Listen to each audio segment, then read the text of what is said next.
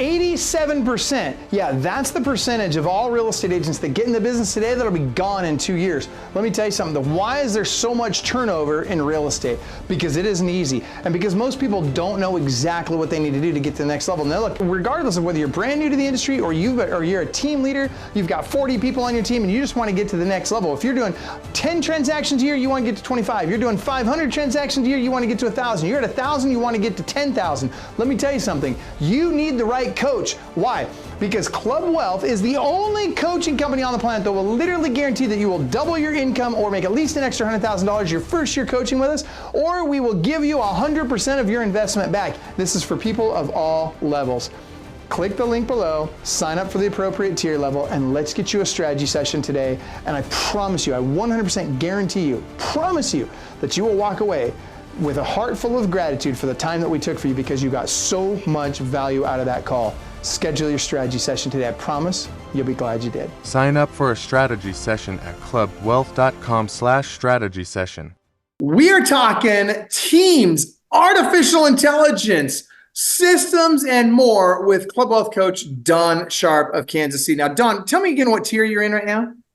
I am tier 3, but teetering on tier 4 every day. We're knocking on the door of tier 4. Okay, so tier 3 and tier 4. So you're somewhere right around 150 transactions a year.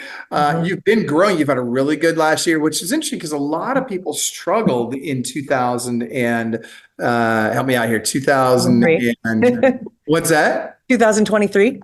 Exactly. Yes, that's right. So a lot of people struggled in 2023, but you have been doing really, really well. And so I want you to share with us exactly how are you doing that. And we're going to go deep into this. Now, before we do, tell us where you're located in Kansas City, Missouri. All right. And you've got a team there. How many people are on your team now? We are in Kansas City, Missouri, but Kansas City sits on the border. So we're Kansas and Missouri. Most of our agents are licensed in both states. I think we've got 12 on the team right now, and they're doing great. Like, they are back to the basics, killing it with prospecting every day, and they're doing great. Dude, I love it. That's awesome. Okay. So let's start with this. I want you to talk to me about how did you go from let's back up. How long have you been in the business altogether? I started in 2014. 2014. And you and I met when? 2018. In 2018. And in 2018, where were you? What were you doing? How big was your team? All this. Give me the snapshot of Dawn Sharp in 2018. 2018, I was on a team. I was on a team, somebody else's team, and was doing about 20 deals a year. When I first got into the business, I realized that if I did maybe one deal a month, I would do more than what I did in my other job, and it would allow me to leave the other job. And so by having that belief, I didn't realize that I'd limited myself, because from that point forward, if I did just one deal a month, 12 plus deals a year, that's all I needed. And so I did about 20 deals a year and was super excited about that, until somebody invited me to a Club Wealth event. And the amazing Coach Ron Anderson sat me down and said, "How's your business? What does it look like?" And I smiled and I said, "I did about 5 million. I was pretty excited about that. And I said, 20 deals. And he kind of snickered a little bit. And I said, "What's that about?" And he said, "Now, don't get me wrong." He said, "You're doing good, but can I tell you something?" And I said, "Sure." And he said, "I've only known you for 10 minutes and I know that you're capable of a lot more than that." And I said, "Really?" And he said, "Oh, absolutely." And I said, "What do you think I should be closing?" And he said, "You should be doing 20 deals a month." And I said, "What?" Like, that blew my mind. And he said, "Why aren't you?"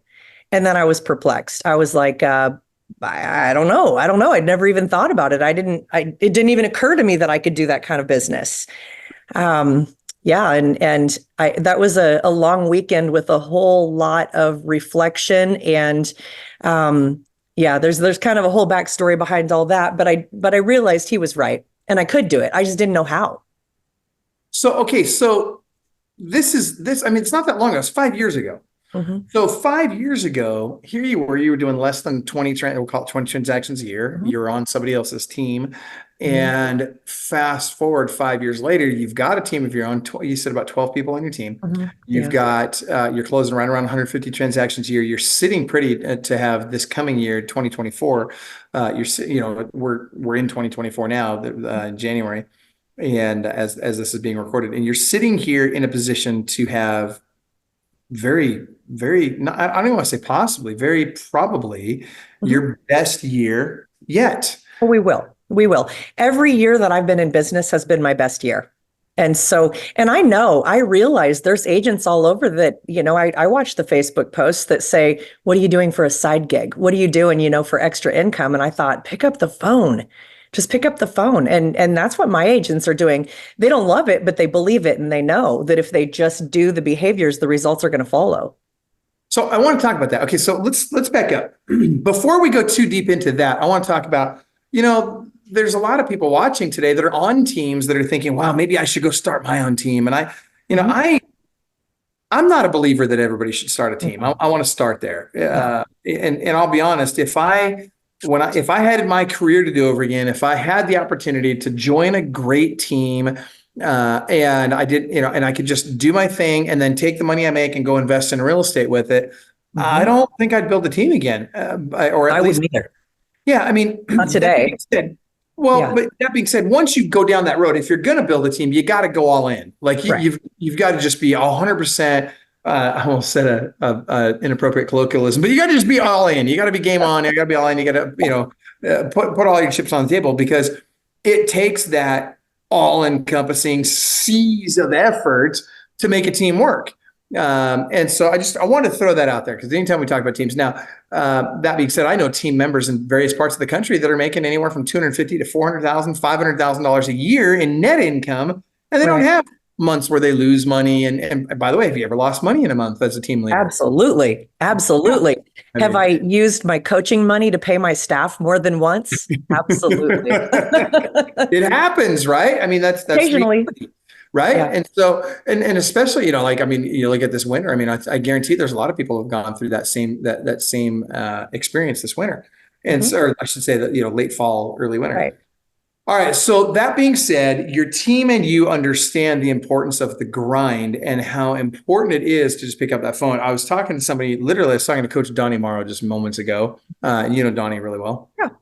And we were having the same conversation where, there's a lot of opportunities out there, if you will. There's lots of different things that you can be doing.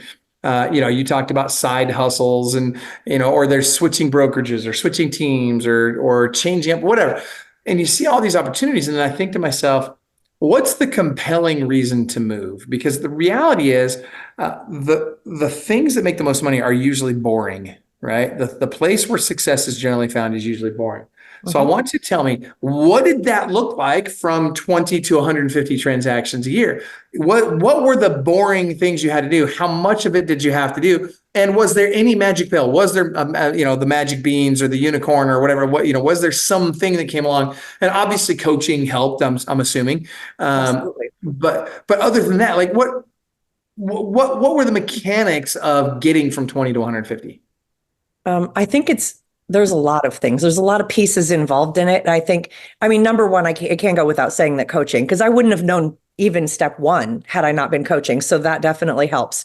I appreciate But that. It's nice you say that. yeah, but definitely leverage. You've got to have the right people in the right places. I couldn't have done all this myself. And honestly, I'll be real honest with you. I just brought on a new administrative assistant who it was more than what I thought I could afford in the budget, but it's going to be a game changer, and I have to do it. I feel like at this point I can't afford not to do it. So I've got a wonderful transaction coordinator who handles everything for us. And then now we've got our admin assistant. And then we've got a couple ISAs and a leads coordinator that are virtual. But I think a couple of things. Number one, let me back up. The last couple of years have been so good in real estate.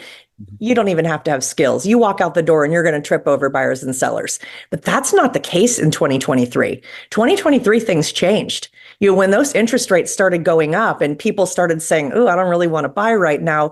And people who could afford $500,000 can now only afford 350. Like, they don't like that. And so now we have to go look for the clients. Like, we have to look for leads. And I think so many people that got into the business in just the past couple of years didn't know how to do that. They don't know how, and it's not their fault. It's not their fault. And these are the people that are asking the questions on Facebook, what's a good side hustle as a real estate agent, or just leaving the business altogether, or joining a team, because it's hard. It's hard to do alone. You mentioned a minute ago that, if you had to do it all over again today, you'd probably look for a good team. And I'm the same way. I'm very happy. I started my team, and I'm going to keep growing, and I'm not coming out anytime soon. But if I move to a new state, start it all over again somewhere else, I'm probably looking for the baddest team out there, and I'm going to join them, because I don't want to start all over again with this. Yeah. But mostly because the things that I can afford as a team, I can't afford by myself. I can't afford my admin assistant and my TC by myself, and neither can any other solo agent. Yeah. And so, to me, I think leverage is huge, and coaching is huge, and knowing the basics, because not everybody even knows them, knowing the basics and then implementing.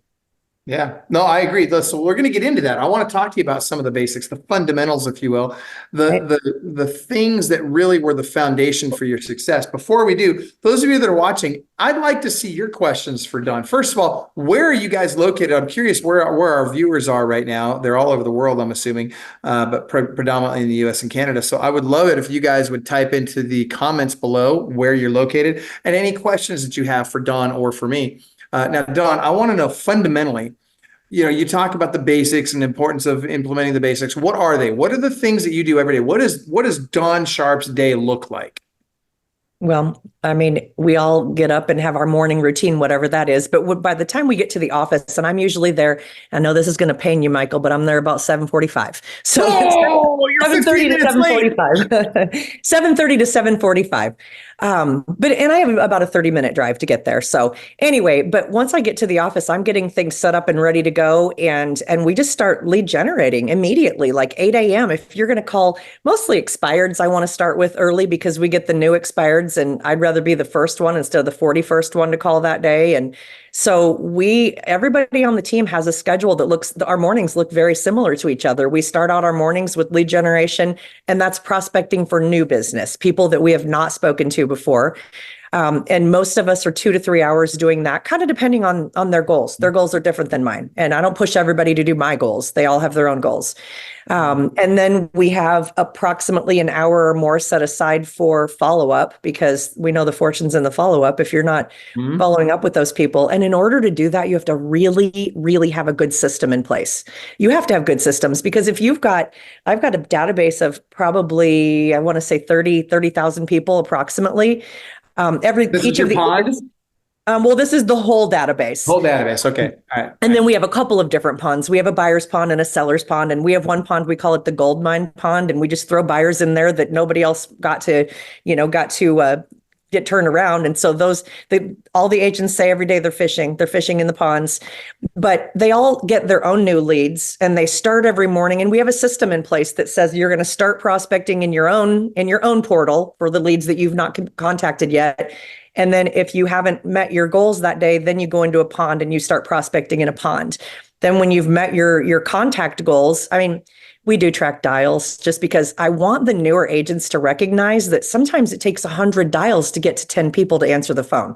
So that's the only reason we do track the dials. But we track the dials and the conversations and the appointments. And we keep track of all of that. But and then after that, then they can check their inboxes, their tasks that need to be done that day in the database.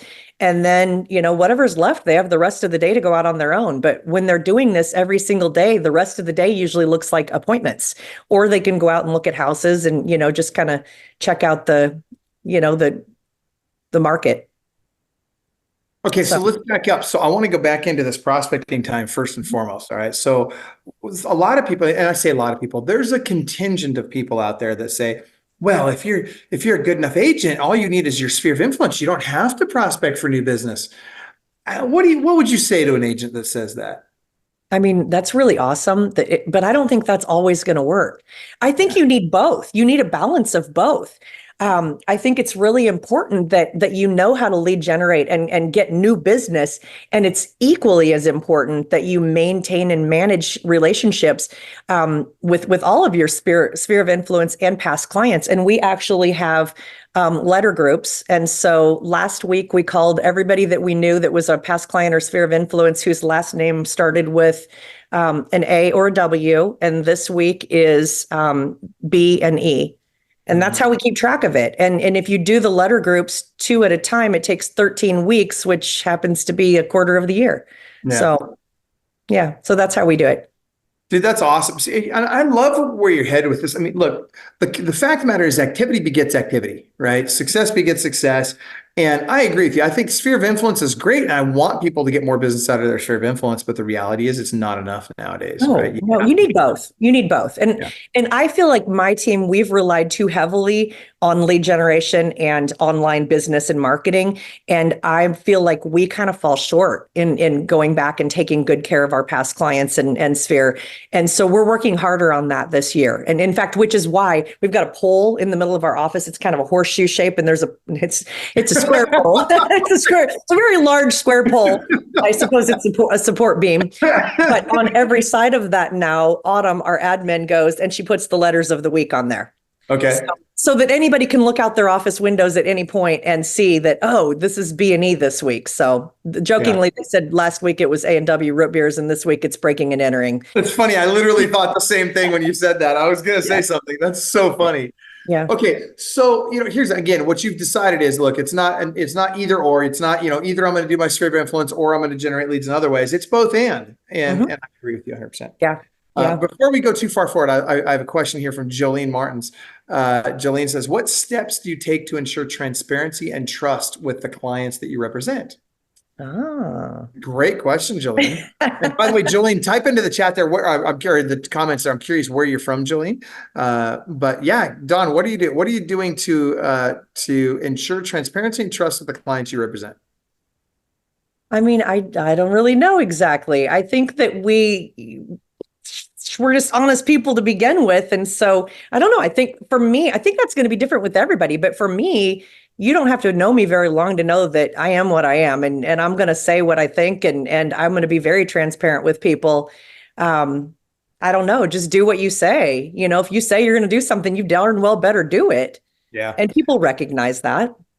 Yeah, I agree with you on that. I also and I have a feeling you have these systems in place, but you probably don't realize that that's what they're doing.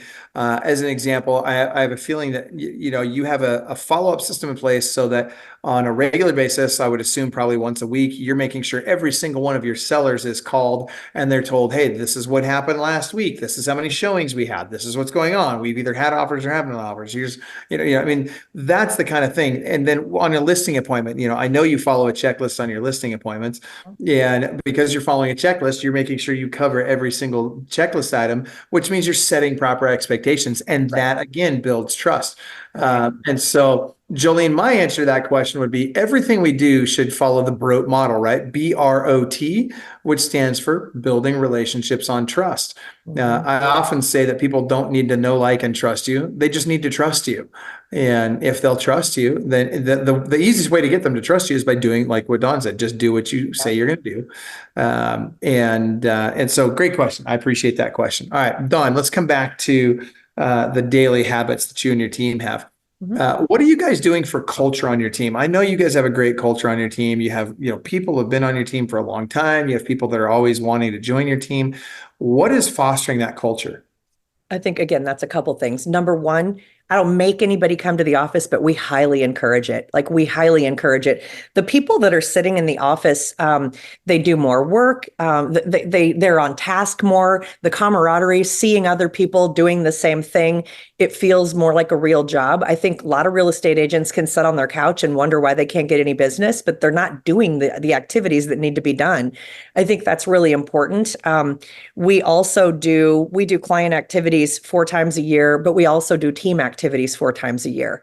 And so that, and then, we do every morning, we have a morning huddle, and it's not very long. We do a morning huddle in the morning. Well, not if you're not there till 7:45. my huddle starts at 7:45, which is why I like to be in the office when it starts. That's honestly and I want to be done before 8. So I don't, I remember when I was on a team, I didn't love the huddle. I didn't love it because they were like, how was your day? And I thought, nobody cares. I just want to know what you did and it's time to move on. I've got things to do. So I'm a high D. I don't like to spend a lot of time about the niceties. Just understand that I already care about how you feel and I'm assuming you're good. And if you're not, let me know. But hold on, I got to stop you right there, Miss Heidi. Okay. So I want to ask you a follow-on question to that. So yeah, I get it. You're a high D on the disc profile, which means you just want the executive summary, get it done, move on, let's go, let's go, let's go. What do you think most of your team members are? Have you had each one of them do it? Absolutely. Yes, we know them all. And what are the majority of the people on your team? Are they? We have a really good mix. We have several Ds, which I've never had before. So that's always fun because we know how to talk to each other. We have a few S's and a few I's, and then the girls in the office are both C's. But I mean, we have a really good mix. We really do. Now they know, don't get me wrong. If somebody's having a problem, I absolutely want to be there for them, but the huddle's not where we're going to do it. So No, but I bring that up because it's important to recognize that there are lots of different personality types on a team. And most, not all, but most team leaders tend to be very high D. And most team members tend to be very high I. And those two, and they can get along, but those high I's, sometimes they want to talk a little bit longer about stuff. And those high D's, sometimes they don't. This is true. And this is why usually on the call I go, just tell me how many contacts you had yesterday and how many appointments you set. And then we just move on. That's kind of what we do with our huddle. But we also have team meetings. So every Thursday we have a meeting and then we have training after the meeting. And a lot of times we'll bring in food and we'll do fun things with that. And a lot of times we'll do outside activities. Like I've got a gym that has pickleball and everybody likes to play pickleball. So we do fun stuff. Sometimes they have to remind me, mostly Mike reminds me that, hey, Dawn, the rest of the world doesn't think work is fun like you do. They want other things that are fun. So we do those things. You're right about that. Well, and so, okay, by the way, we're going to come back to Mike and investing in real estate in just a minute. But before we do, so what are some other examples of those activities that you've been doing as a team? You said pickleball. What are some other things that you've done? Like if somebody's going to do a team activity, what would you recommend? I mean, it kind of depends on what your team likes, but we've done game nights before. We didn't do it, but somebody said, let's do a puzzle night where everybody brings puzzles and we put puzzles together. We've definitely had lots of food, lots of potluck style get-togethers, whether it's at somebody's house. One of the girls has a pool at her subdivision and we've gone over there, and one of the other team members had a pool party. I know sometimes you're like, don't do those pool parties, but we've been okay. No, so I got to ask the question. Okay. What was drinking involved? I mean, at one of them possibly, but I think everybody was very well behaved and we didn't stay too long. I'm just going to throw this out there, and I love it. I got some of the. I got Kelly Wolfer sorry, not Kelly. Keely Wolfer. Keely. Sorry about that, Keely. Keely said that escape room and game nights. Oh yeah, I forgot about those. Yeah. Yeah, those are awesome. Okay, so I'm going to throw this out there, and I know that you've got a lot of your team watching now, and I'm going to tell you guys all, you guys dodged a bullet. I'm telling you, pool party alcohol, not a good thing for a lot of teams. Naked people and alcohol is never good together. Dude, I have seen that blow up in people's face more times than I care to remember. But my recommendation is, to avoid alcohol at team functions and at client events. But it's really awesome that you guys are doing that, that you guys are having these team events and the client events, because it's important for culture. And the reality is, if people only come to your team because of the splits you offer, because of this, that, or that, they're going to do private office, whatever reason they come to your team for, they're going to leave for the same reason. Right. And so if culture is the reason why they come to your team, guess what? That has a lot more staying power than your splits or whatever, because it's really hard for other people to duplicate your culture. And especially when someone has become a full and complete part of your culture, they're more likely to stay. So I would recommend to everybody on your team that's watching and everybody that's on a team that's watching this right now, do everything you can within your power to help foster that positive team culture. Be a proactive part of making that culture as strong as it can be. And guess what? Your team will be happier. You'll be happier. You'll make more money. Other people on the team will make more money. And it'll make life go by a lot faster because you're working somewhere you really enjoy working and with people that you really enjoy working with. So. Right. All I right. remembered more. We've done Yeah. laser tag and bowling and axe throwing. Keely made me remember the rest of them when she brought up the escape room. We've done That's those. funny. Jolene just put in the axe throwing. She must have liked it. Yeah. That's awesome. Yeah. Now, did you do it like Katniss Everdeen style? Or no, that wasn't Katniss Everdeen. Who was that? That was Divergent, where you got to be up against the thing and they're throwing the axes around. I wouldn't recommend that. Yeah, I probably wouldn't not. recommend that. That's funny. Right on. Okay, so I want to shift gears for just a minute, and I want to talk about investing in real estate. Mhm. So, we can come back to selling real estate in a minute here, but one of the things that I've always been a very big believer of is that real estate is just a means to acquire the income necessary to go out and buy real estate so that you can build wealth with your real estate investing. So Agreed. tell me how that looks in your world. It's getting bigger all the time. It absolutely is. We bought a small town in Missouri, number one. So you're not kidding when you say No, that. I'm really not. I mean, we own most of the town now. It is a very small town, but it flooded, and my husband's cousin runs the gas station along the interstate there, and he was there one day and he said, "What's the deal? Like all these places have the lawns grown up over the windows, and what's happened?" And we knew there was a flood. We knew that, but somebody had gone in and taken out the bottom, 18 inches of every house, all of the drywall, and probably all of the people took their insurance claims and never came back. And so we went in and started buying houses for, I think the cheapest was $500. What? Yeah. And maybe the most expensive, well, we bought a church for 25,000, but then we put 100 into it. And now it's a sixplex. Oh my gosh. Yeah. So it's bringing in, I think it's 5,000 a month. I mean, it is Craig, Missouri. It's kind of a small town. So Hold on. It's bringing in $1,000 a month. $5,000 a month. And what do you have into it? About 125 total. 125. That seems like a really good investment to me. Yeah, it is. Wow. I think we've got 12 doors in Craig, and I don't know, jokingly, the town probably has like 50 houses. I don't know, but I think we own 12. We just keep trying to buy more, but people now have seen what we've done, and now they want to do it, and they're like, "Well, I'll sell it to you for 30,000," and we're not going to buy it for that. You're like, I can't do that. That's funny that you're like, I'm not buying your 3-bedroom, 2-bath house for I know, $30,000. for 30,000. I know. Yeah. But what are the rents? What are the rents in there right now? So what are you buying? Buying 3-1s, 3-2s? What are you buying? Yeah, a little of everything. We'll just buy whatever. Mostly 3-1s, but we turn them into 3-2s. So we'll go in and just update, and they're nice. I mean, we make them nice in the end. I think the highest one they're renting right now is 1,200, but most of them are around 800, including the apartments are about 800 each. Okay, So, but you're making $800 a month on something you paid. You're probably total all in is what, 50,000, something like that? yeah, probably, or less. And here's the other thing. Mike and his cousin went in and did a lot of the work themselves, and they're both getting older and tired. So, but the problem is finding people to work in that small town. Like nobody wants to drive there. And so they had to do a lot of the work themselves. So yeah, that's the only downside to it. But we've got kids who know how to do everything too. So, I mean, we've got our kids who have been working on houses since they were old enough to walk, so they definitely help. Yeah, but what a great deal, though. I mean, you're well beyond the 1% rule, and it sounds like on some of them you're probably at 2%. Meaning, if your purchase price is, the 1% rule would be if I buy something for for $50,000, then I need to be able to rent that out for $500 a month, and if I buy it for $100,000, I need to be able to rent it out for $1,000 a month. But it sounds like you've got several that you're renting out for 2 or 3 or even 5% of purchase price, which is insane. I mean, those are insane returns. My most recent acquisition is my favorite because it was me. I did it, not the guys. I found it in Liberty, Missouri, and AVM is probably 240, 241. In fact, we just had it appraised. It's not done yet, but they appraised it at 241 finished. 125 as it sits. I paid 25. What? It was a tax auction. It was on the tax sale.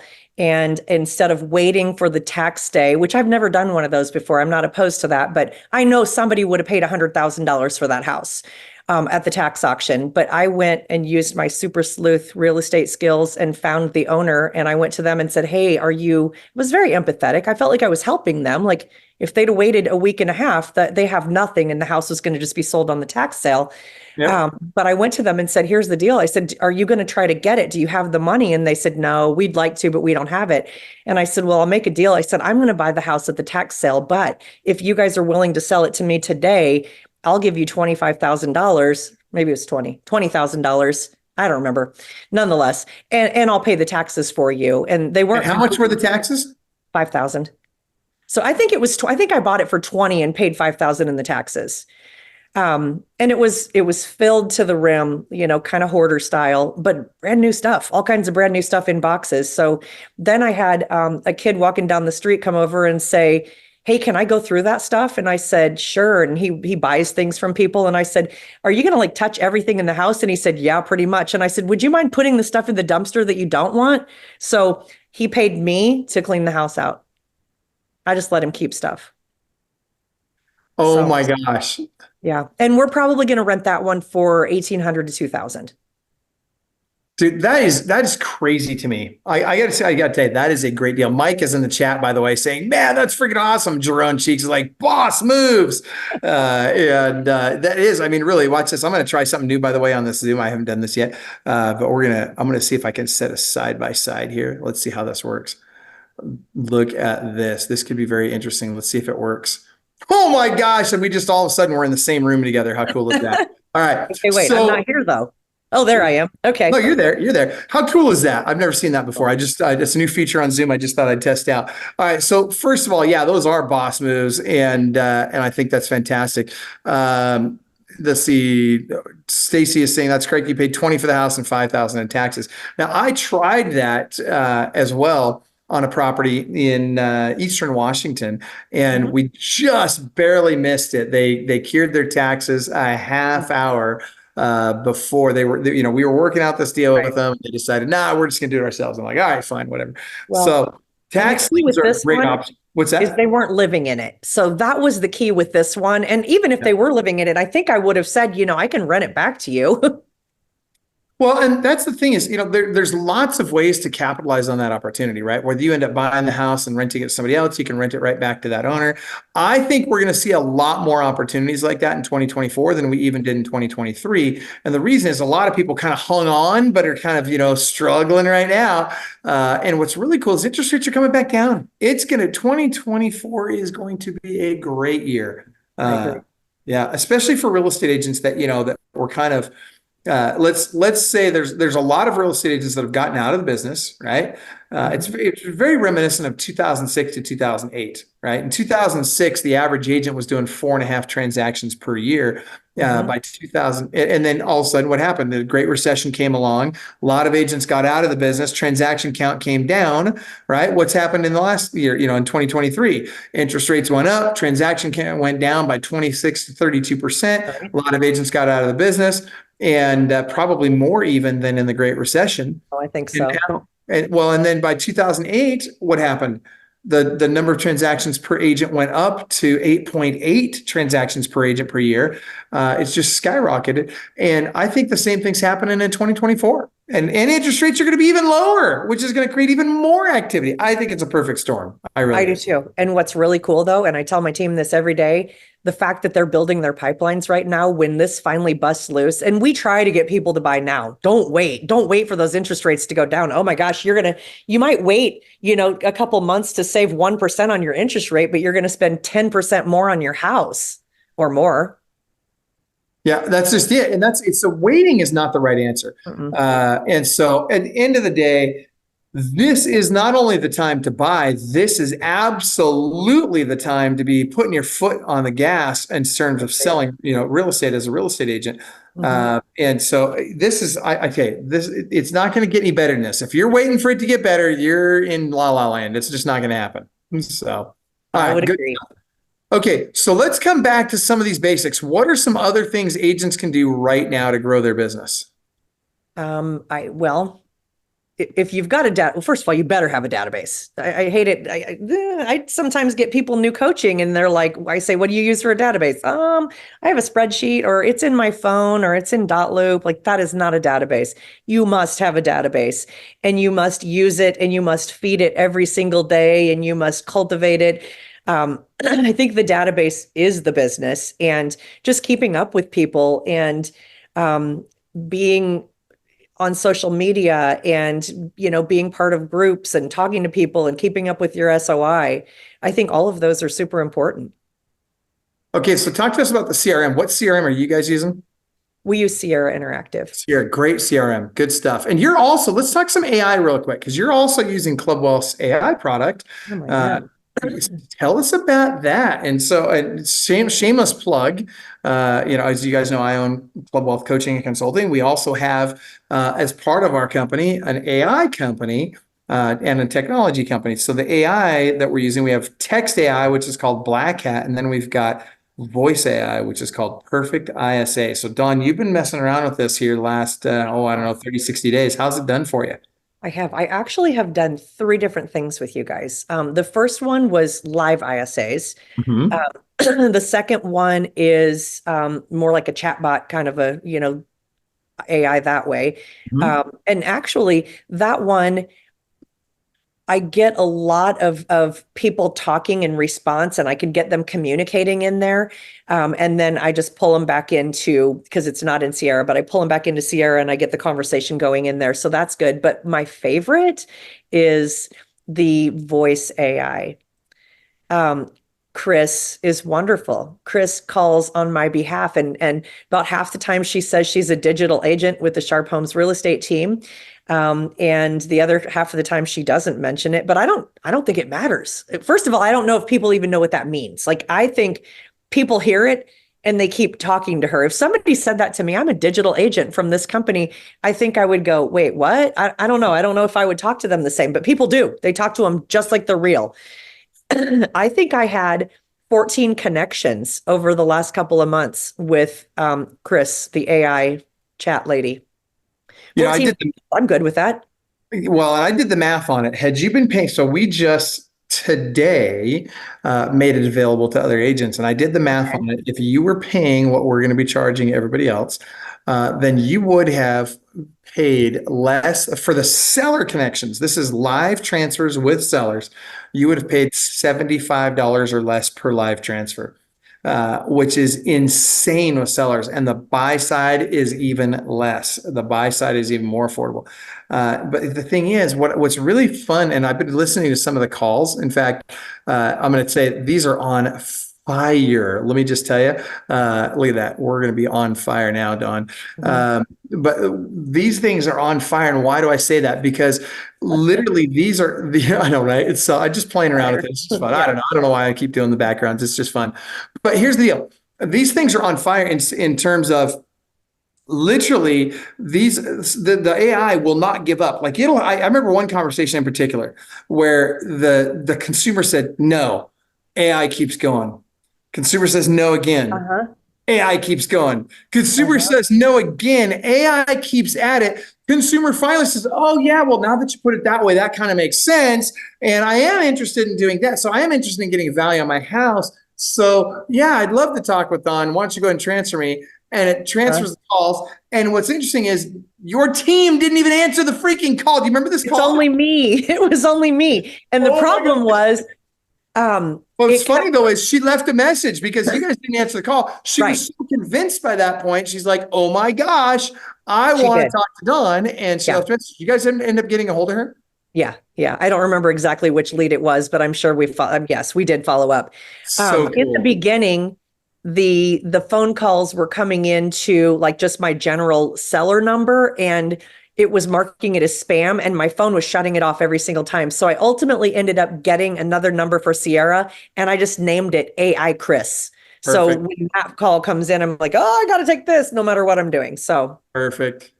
But no, it's phenomenal. I can't tell you how many times I'd be listening thinking, oh, how's this thing going to respond? Like, because somebody would say, oh, I'm completely booked up this week. I won't be able to meet until next week. And she totally responded appropriately. I just really thought they'd trip her up. but she really did great. It's getting better every day. I mean, there are times that I just am blown away at how good she is at really having the conversation, understanding what they're saying, responding appropriately, converting them to either an appointment or a warm transfer. And by the way, Matt Wagner with Rate, good to see Matt's watching us today. Hey, Appreciate you being on, Matt. Matt's the guy that hooks real estate agents up with Barbara Corcoran and a lot of radio and TV advertising. Okay. So the AI, you're giving it, I'm hearing a thumbs up. Is that correct? it's all good. That's a Yeah, good, it's good. all right. Good. Yeah. I mean, she's better than most of the agents, and mostly, and I'll just tell you why. Not that my agents are not good at it, but my agents have, souls. Like, I don't know where they get afraid. Like, oh my gosh, this person, I'm irritating this person. This person's getting angry at me. Right. And they just want to be too kind. And I'm not saying to be mean, I have the ability to do that. I just keep going and keep going. And in the end, they're not mad at me anyway, but I'm not afraid. But most people are afraid. They're afraid of offending somebody. And the AI is not. The AI Right. just doesn't care. Chris could care less if she offends you or not. She's just going to keep pressing forward. And by the way, we can use men's voices, women's voices, whatever. But the reality is we've gone to the woman's voice. We've tested it both ways. And there's no comparison. The woman's voice converts She better than the man's is voice. so soothing. Like Yeah. she is so laid back. People really are okay talking to her. Like I Yeah. like listening to her. I'm like, oh my gosh, I wouldn't hang up on her either. She's got a It's great funny. voice. What I get a kick out of is when people have a full-on conversation with her and don't even realize it's AI. I know. And it's I've very heard it common. many times. Yeah, I've heard it many times. It cracks me up. That's awesome. It's all Okay. good. So, all right. Well, I want to make sure that we cover everything we covered today. And we're down to about 15 minutes left. And so, Dawn, I want to let you talk about anything you want to talk about right now. And if you guys have any questions for Dawn, please ask them now. Now is the time. Type them into the chat.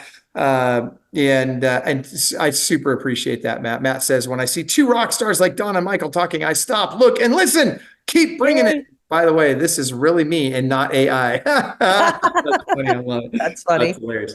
All right. So, Dawn.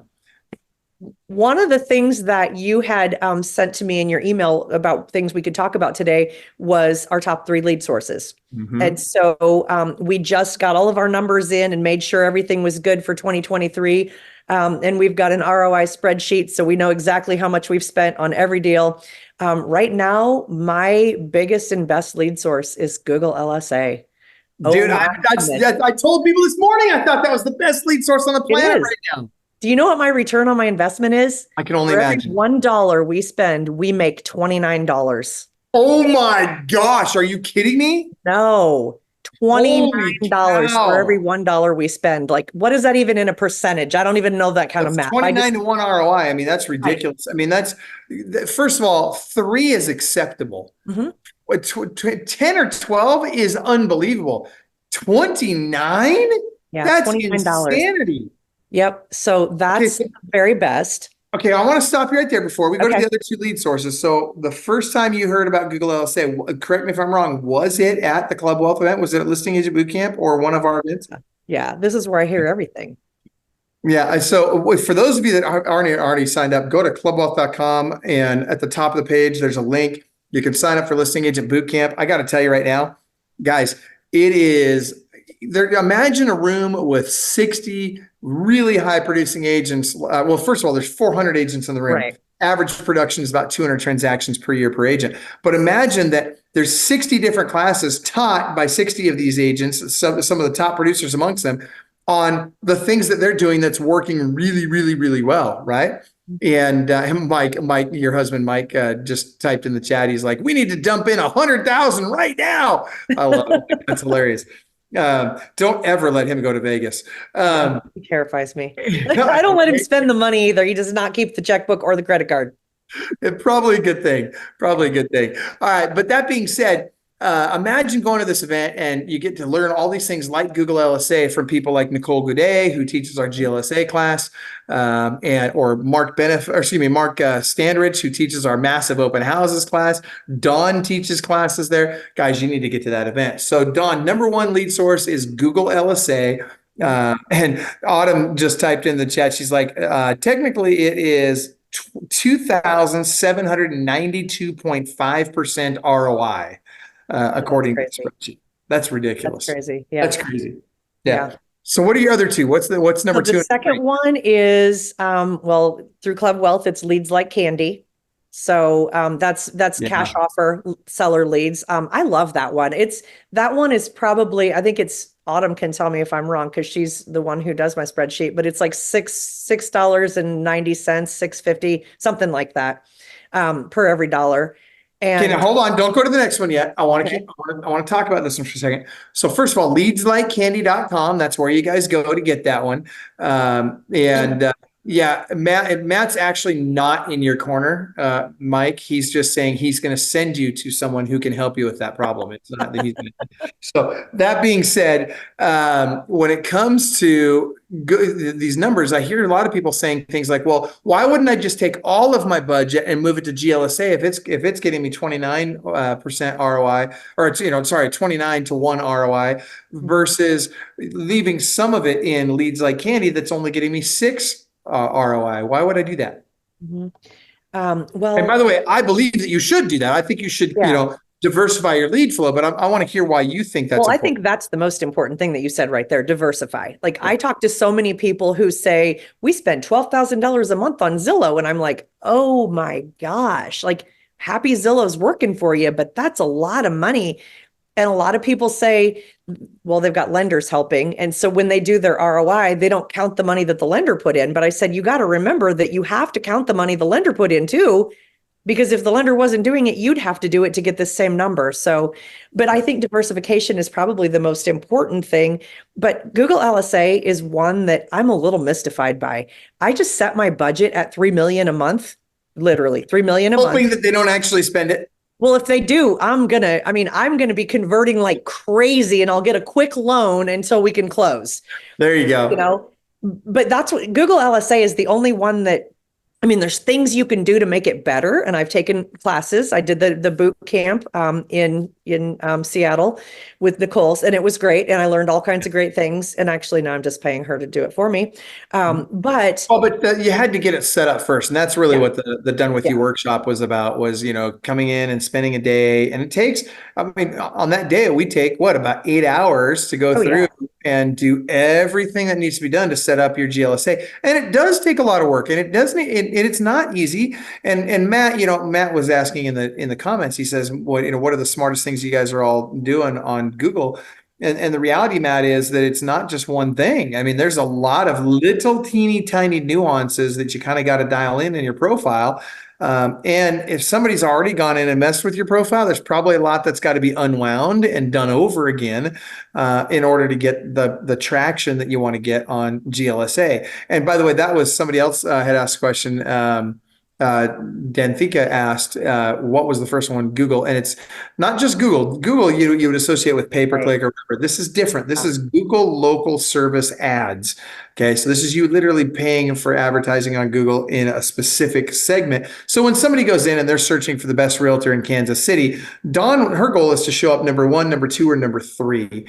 And dude, when you do, and let's back up. First of all, getting there it's still fairly easy, but it's getting harder every day because it's getting more and more competitive every day. And so for starters, second, staying there is also very challenging. Now, Dawn, have you found that it's very important to answer every single incoming Google call in order to stay up in those rankings? Oh, absolutely. Yeah, you have to answer the phone every single time. I also, some of the things that I do is any of our reviews, Google reviews, somebody sends in a review, it comes to my phone, I immediately reply to that review. And what you're saying in those reviews helps your search engine optimization. And so I had a couple come in today that said, Bailey was great. We loved working with her.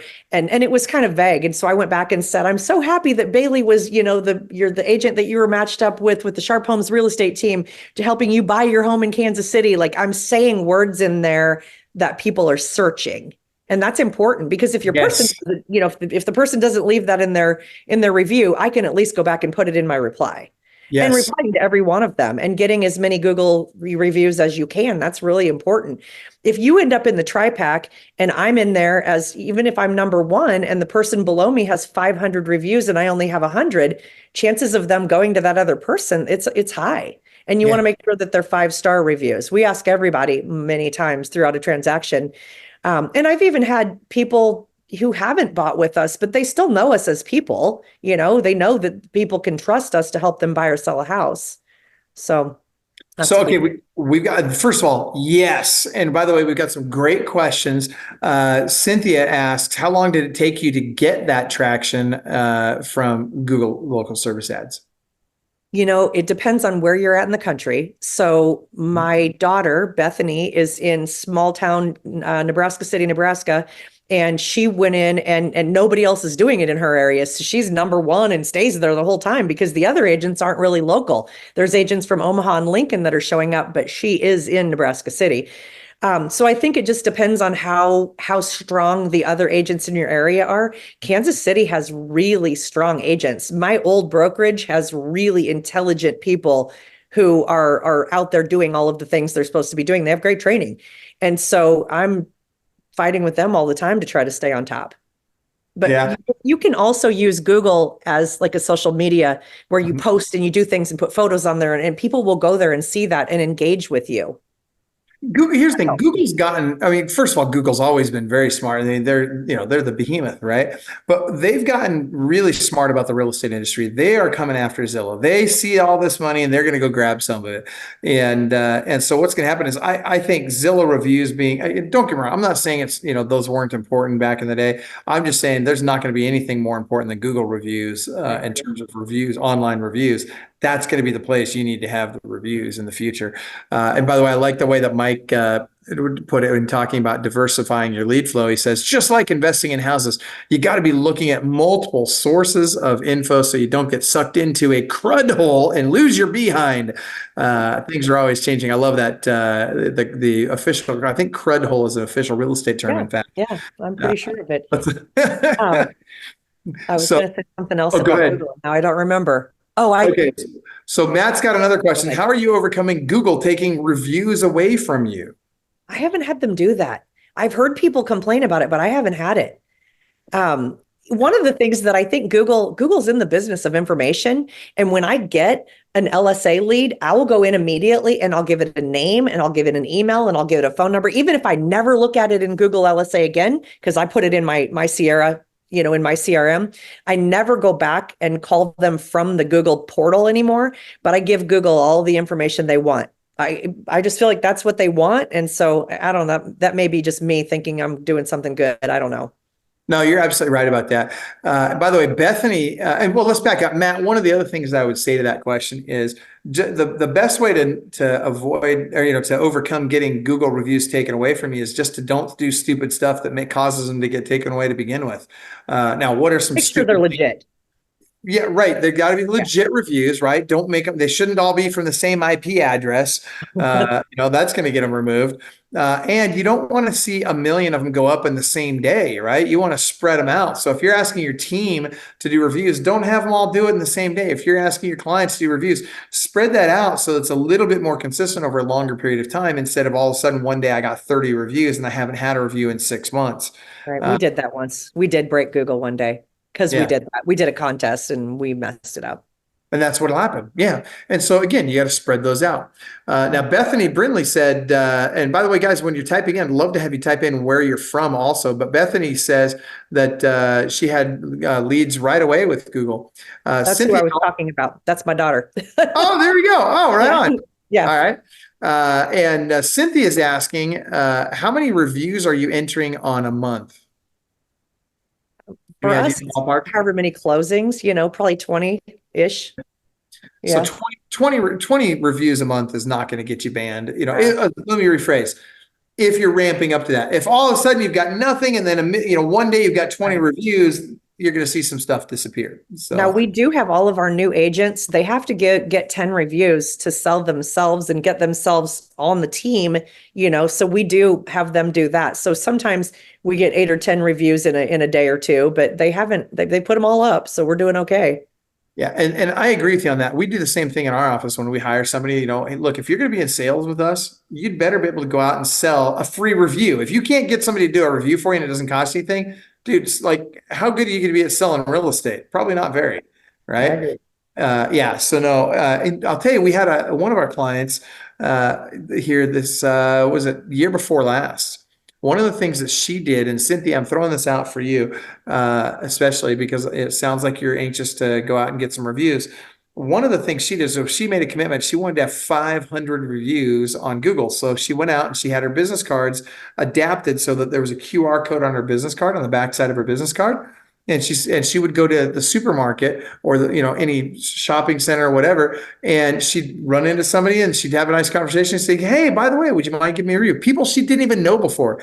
She would just say, "Hey, I'm really trying to get some reviews on my Google. Would you be willing to do a review for me?" Boom, they'd scan the QR code right there. They'd put it in. It took her, I think she went from 0 to 300 in a couple of months. Now, I'm not suggesting you do that now because, again, I think that'll impact the ability for those to show. All I'm trying to illustrate with this is you don't have to have sold them a house to get a Google review currently. That will probably change eventually, but currently you don't have to have sold them a house, number one. And number two, you'd be surprised at how many people are out there that would be willing to give you a review if you would just ask. Don, go ahead. What are we going to add to that?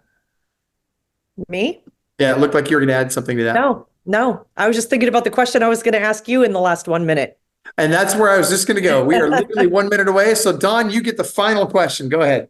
Okay, this is to you. So, as someone who's achieved remarkable success in real estate, both in sales and coaching, give us your best advice. What do you think what can we offer to aspiring real estate agents, really in the competitive market and the people that are left, the ones that are here that are going to really try to make it work in 2024? What's your advice to them? Number one, success is boring. Understand that. You just have to know success is boring.